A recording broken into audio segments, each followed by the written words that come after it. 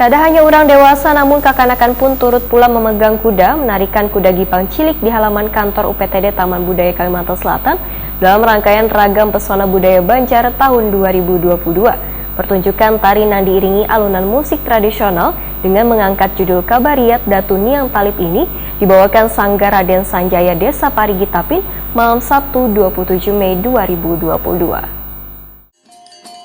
Kada hanya orang dewasa, namun kekanakan pun turut pula memegang kuda menarikan kuda gipang cilik di halaman kantor UPTD Taman Budaya Kalimantan Selatan dalam rangkaian ragam pesona budaya Banjar tahun 2022.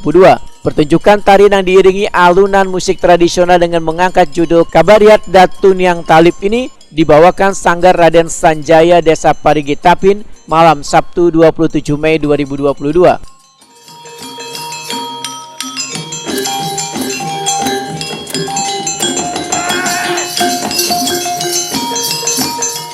Penata tari MS Arif Takudi Prima TV usai pergelaran memedahkan tarian kuda gipang cilik ini diadopsi dari cerita kepercayaan warga Tapin. Walaupun ada sentuhan repertoar baru atau ditampilkan keluar dari pakem cerita kuda gipang sebenarnya, namun sandarannya tetap mengutamakan nilai-nilai wan dasar-dasar tradisi. Menurut MS Arif, tarian ini membawa pesan supaya warga yang ada di Banua bisa merawat tradisi di era modern agar tetap terjaga wan lestari.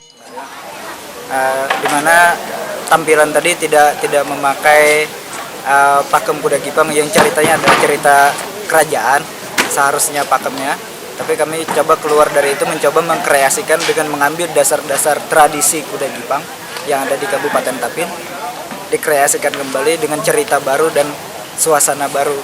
Makanya muncul tadi kuda gipang cilik dengan bentuk yang baru.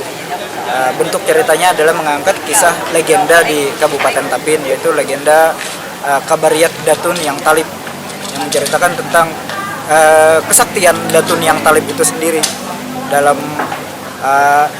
di masyarakat yang mempunyai banyak murid, bahkan di alam sebelah yang bisa menguasai kerajaan alam sebelah.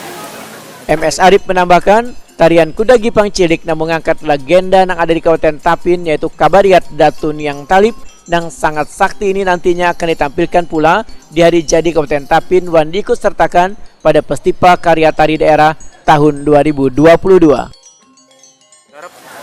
Kalau untuk penggarapan Raden Sanjaya kurang lebih 1 bulan dengan durasi seminggu 3-4 kali. Ini karena tarian nih kedepannya nih anak dibawa kemana lagi nih? Untuk kedepannya mungkin akan ditampilkan di hari jadi Kabupaten Tapin nantinya.